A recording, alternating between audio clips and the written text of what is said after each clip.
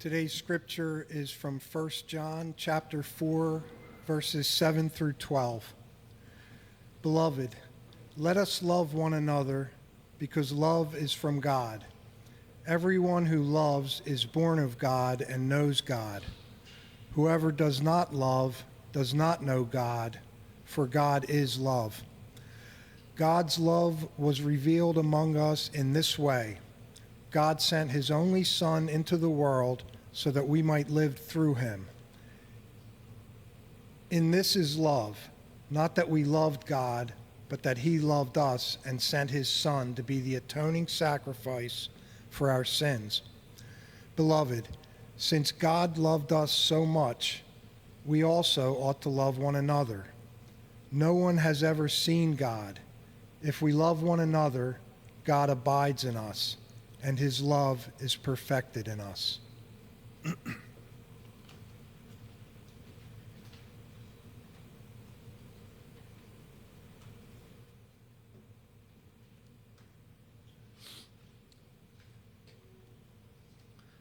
Thank you, John.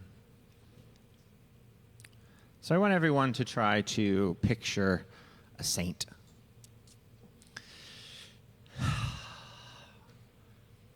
Maybe you're thinking of someone placidly, calmly, sinlessly, sternly holding maybe like a golden book and doing one of these sort of hand motions. Yes, maybe it's a statue or a stained glass window or a picture of an icon on a wall. You maybe are imagining someone who never struggled, who was perfect in every way, who had stories told about them afterwards about how they could walk on water and they could heal the sick and the blind and they could make dead men rise. And you and I and everyone have really no hope of ever living up to that perfect, sinless saint. Now I want you to forget that person because I have no interest in telling that story. I want to tell stories about dead Christians that I can relate to. People who struggled, people who strived and who thrived, who felt deeply and cared so much that it hurts. I want to tell stories about people who asked questions, the wrong questions, questions that got them in trouble. I want to tell stories about people who pushed boundaries, who broke binaries, who maybe overturned a few tables like Jesus did. Because honestly, that is all of them, and that is all of us. And I think in elevating these saints of the past and treating them like mini gods, we lose that, and we lose really the power of the ordinary. So in order to start us out in this summer journey, living with the saints, I want to introduce you to a saint named Aelred of Rievaulx. Can you go to the next? There we go. There he is. There's little Aelred. Aelred. Aelred. Aelred lived in the early 1100s in northern England, in Yorkshire. He was a man who redefined masculinity in an era even more toxic than our own. An abbot who created a thriving monastery out of cast-offs and misfits that literally no one else wanted. He was a friend who loved so deeply that he almost had a magnetic pull to him. And his life and his legacy would come back to the forefront in the 1980s as a major force behind the gay rights movement within the mainline churches in England and in the United States. So, before we get to that, I got to take you back to 1124. So we'll get back in our Wayback Machine, and we'll go back to 1124 in northern England. To this point, you know how priests are supposed to be celibate and not have families and kids and everything? That hadn't been invented yet. Priests were allowed to marry, have kids, have families. Generally speaking, that's how priests were made. You were a priest, you raised your kid to be a priest, to take over at that abbey, at that church where you were. So they were trained from a young age to know all of the things and then passed all of their sort of wealth and power and control onto them, which the church saw and was like, then we don't control it. Then you powerful families control it, and we don't, and we'd like to control things and not you. Because it always comes back to control, does it not? And so right about the time when Aelred was born, this new law got passed throughout the Christian church that you could no longer, you had to be celibate if you were a priest, and you could no longer pass on your inheritance if you were a priest to your children. So Aelred was the third child in a long line of priests and suddenly had no future. So his father sent him to go live with the King of Scotland, who was a close personal friend of his, up north. So he's 14 years old and gets sent to live up in the palace in Scotland with King David. And Aelred thrived in that setting. He was a brilliant administrator, and he had unmatched people skills. He was so charismatic, the life of the party, gregarious, emotional, and expressive. And this is in a time period where men were warriors.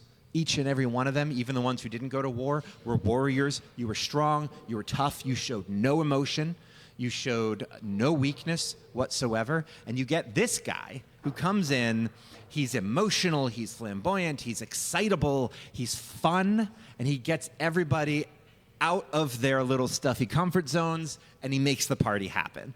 And he's a really good administrator. So he's really good with numbers and with people, and so he can plan your party and your inheritance and get your business in order and also be a super fun drinking partner to go out with the next night. So he's like a teenager, totally crushing it in the court of King David in Scotland.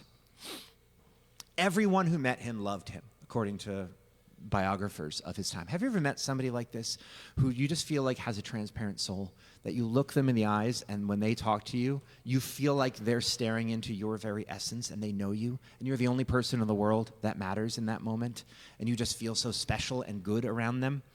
Like, that's a special gift that some people have. I think Nicole has that gift. She's not here. I can embarrass her. So it's no wonder then that by the time he's in his early 20s, he's second in command. He is the manager of the household for the King of Scotland, which means he has power over everything, essentially, because the king trusts him and he knows he's capable. So he's like 21 years old, running the household of the king. And he also, at this time, had quite a bit of reputation for partying and getting around, we'll say. He was accused by a local knight of sleeping his way to the top, because how else could a 21-year-old have that much influence with the king if they weren't a thing, you know? He later wrote that as a young man, he just couldn't help himself. He just felt everything. He fell in love with everyone that he met, and he just could not resist this sort of animal pull to other people. He just could not get a handle on his passions and his excess. And so as a 24-year-old, he had everything. He had power, money, people, relationships, comfort, anything that he could ever want. But he was empty inside. He probably struggled with what we would now call clinical depression. Nothing he added to his life mattered, and he just felt alone in a crowd of people. No matter how many people he connected with, he went home feeling like nobody really knew him. He knew everybody, but nobody knew him. Nobody knew him to his core, to his depths. He couldn't be completely open and vulnerable with anyone. Because, like I said, this is a time of intensely toxic masculinity. If you show any vulnerability, you will be crushed. Professionally, personally, maybe violently, you will be crushed by these men who will not show any emotion. And so if you are a hyper-emotional boy who feels everything and wants to express it and wants to connect personally, emotionally, physically, with other people, mostly other men, this is not a place where you can be yourself. And so he's secretly dying inside, though he's outwardly thriving and no one has the faintest idea. And one day the king sends him on just a diplomatic political mission to see the Archbishop of York. And while he's there with the Archbishop of York, he hears a rumor about this radical new community that was just founded in the valley of Rivaux. It was this group of monks, this radical group of monks. I'm going to use this word, and I mean it literally. These monks were called Cistercian monks. Okay? Beth is nodding. She gets how intense they are. These were monks who said, the normal monks who take vows of poverty and chastity and silence and all of that, they're not extreme enough. They aren't doing it quite enough. They've got fancy things in their monasteries. We need to reform and bring us all the way back to the early Benedictines. We need to be extreme about everything. So the early Cistercians had extreme dietary restrictions. I mean, like, if anything had even a hint of flavor, it was not edible. It was intentionally gross food. Grueling physical labor. And if you ever got hurt, you were out. Because it was important that you spent all of your days working yourself to the bone. Intentionally uncomfortable clothing that was not finished wool and so would kind of cause calluses and would hurt to wear. Physical punishments, if you fell short at all, your abbot would beat you if you had a lapse of judgment. Physical isolation, silence, a ban on physical touch with anyone else, and a suppression of friendships with individuals. Because the thinking was, if you were friends with an individual, then you would grow in love for that individual. We want you to grow in universal love with everyone. And so in order to do that, you must be disconnected from individuals and connected to the eternal. They believed that the only way to achieve a sort of grand, unified, transcendent love consciousness was to utterly conquer the self. The ego, the body, the physical, the me had to be destroyed in order to be united with the eternal, with God, with love. I have come to find, as I've studied a lot of monastic and mystical traditions across religions, that most traditions tend to be fairly masculine in this way. Even in the East and in the West, and even in many indigenous places, the idea is to conquer the self, to transcend, to get to the eternal. It's about calming your mind. It's about beating the body. It's about starving yourself, fasting, walking, dancing, doing things that punish the body to get you out of the body and into the spirit, right? This is a very masculine way to do spirituality. It's about conquest, right? It's about you're not defeating armies or other people and stealing their goods. You're defeating yourself, the ultimate battle. Enlightenment is achieved through conquest of self and domination of desires. But the Cistercians turned it up to 11. And for many of us, that sounds awful, like actual literal torture. But for a tormented 24-year-old who has everything and is miserable, who has control over everything and is not finding any joy or satisfaction and just wants to maybe just eliminate this emotional mess within me, find a way to conquer this thing I can't conquer. This probably felt like a call, a lighthouse, a beacon of hope, a safety in this wayward place. So he walked into that monastery in the valley of Rivaux, and he did not leave. He sent a letter to the king, the man who had raised him for the past 15 years, and said, I am never coming home. I am here forever. And it's true. He did. He stayed there. And as a novice, he dove right in. He did everything that he was supposed to do. He denied himself and then some. He was famous for the ways that he denied himself. When he found himself in leadership roles, he was the person who was in charge of intake for new brothers coming into the monastery. He built a secret cistern, like a tank of water, under his office so that he could take sort of like impromptu cold showers when he had to. He could dunk himself in freezing cold water when his desires were rising up too high within him. Like, he was intense on himself.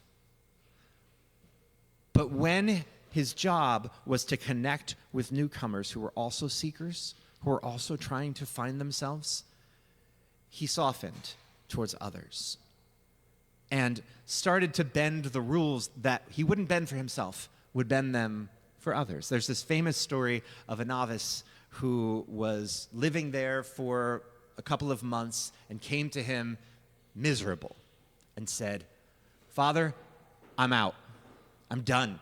I cannot do this. I am not strong enough to do this. The clothing, it literally hurts me to my bones. I have forgotten the taste of food, and I hate this stuff. I'd rather starve than eat another piece of this gruel. And I, quite frankly, miss the comforts of the real world. So I'm done. I'm leaving." And Aelred's colleagues said, "Fine, great, kick him out. We don't have room for weakness here in this place. We don't bend our rules for anyone because otherwise we'd bend for ourselves and then we wouldn't achieve universal love." But Aelred looked at this guy and he didn't see a failure. He didn't see somebody who couldn't do this. He saw somebody who was struggling to fit into a rigid structure. Someone who wanted to be there. Obviously, he showed up.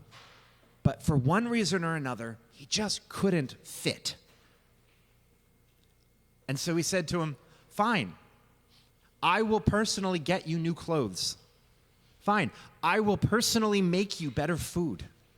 I will take you off of that work duty and change it so that now you work in the library, so that you can stay. Anything at all that I can do to make you stay here, I want you to stay."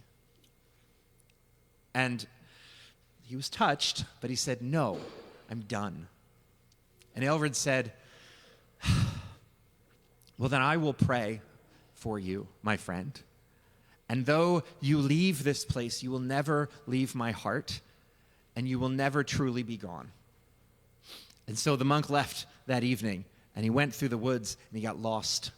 And he walked all night long, and in the morning saw smoke in the distance of a nearby town and was so grateful to finally be out in civilization. And when he got closer, he realized it was the smoke of the Abbey. And he had found himself walking in a circle and had come all the way back, and Aelred was standing at the gates, waiting for him with open arms to embrace him and welcome him back into the community. And he stayed. And true to his word, he found a place for him where he could thrive. And if this was the exception when he was just in charge of intake, when he became the abbot of Ravoux, this became the rule. One contemporary writer wrote that under his leadership, Ravoux became the mother of mercy, where, quote, "all who wandered in the world to whom no house of religion gave entrance came to Ravoux and found the gates wide open." Because in those days, a monastery survived by the monks who worked there.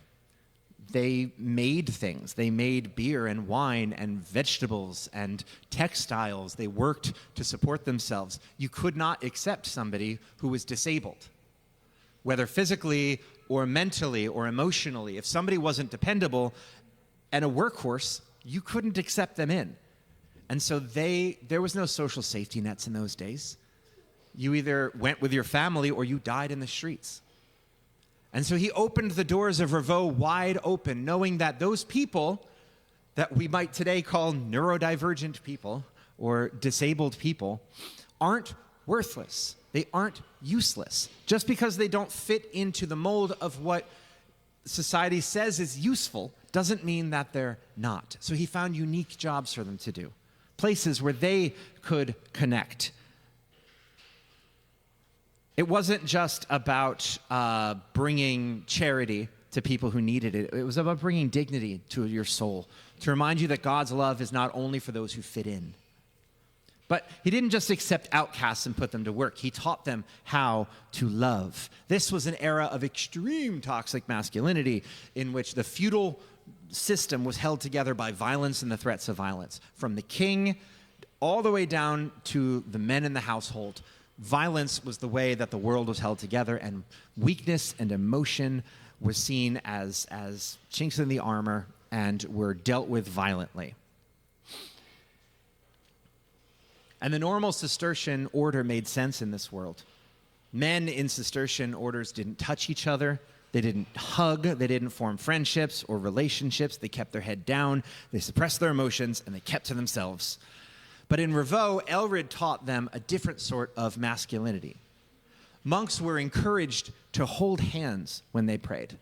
They were encouraged to lean on one another when they ate, in the model of John and Jesus. They were encouraged to share their hearts and souls with one another, to find a partner, and to link up as a partner in this space, to form a one-to-one soul bond with another man there.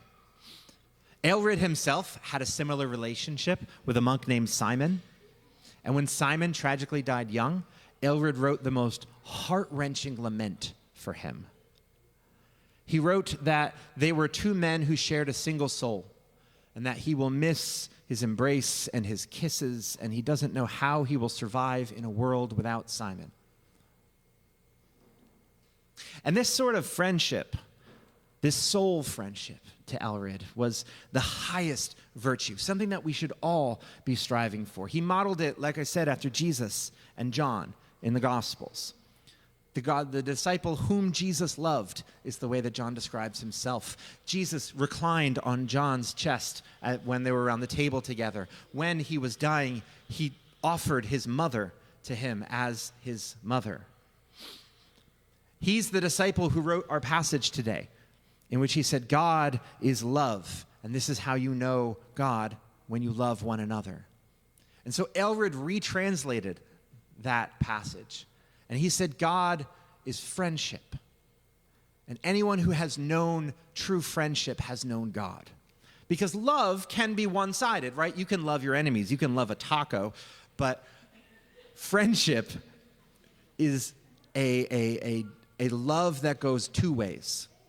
And in that sort of collision between those loves, that chaos that happens when two souls are intermingled, that is where the presence of the living God is most known in our short lives together. So while monks in other monasteries were beating themselves in lonely isolation to try to force themselves to a higher plane of being, Aelred was manifesting the divine around the hearth, staying up late, laughing with his soulmate. And in that brilliant chemistry between two people who loved each other, God was made manifest. And that's the insight at the heart of his book, Spiritual Friendship. And while many of the hypermasculine church leaders disagreed with him, his theology was brilliant and unassailable. And this is why he's the patron saint of friendship. Also the patron saint of people with kidney stones, but that is a different story that we do not have time for. Suffice it to say, the last couple of years of his life were rough physically, with gout and arthritis and kidney stones, and he couldn't be touched towards the end of his life.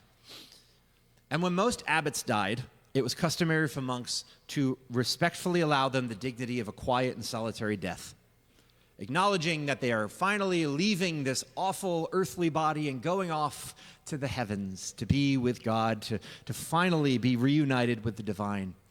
But when Aelred died, his room was crowded with dozens of monks, some say hundreds of monks, who were chatting with him and who were crying and who were sharing stories and were just being entirely authentically themselves.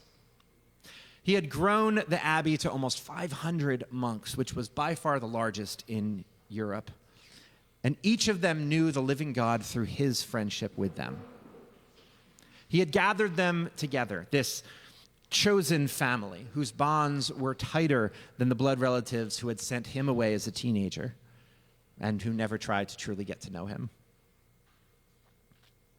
And Aelred's story, like the story of so many uniquely good people in the world, would probably have petered out into obscurity had it not been for this landmark book published in 1980 by Yale historian John Boswell called Christianity, Social Tolerance, and Homosexuality.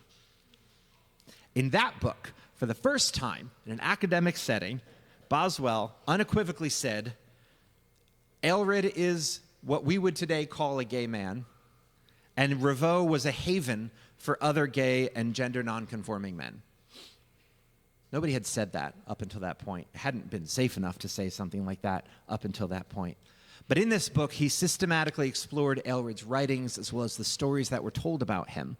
And he stripped away the church's sanitizing recontextualizations about friendship. And following the template of Ravoux, he argued that many medieval monasteries throughout all of Europe for hundreds of years followed the same template, that they were havens for same-gender loving people and gender nonconforming people.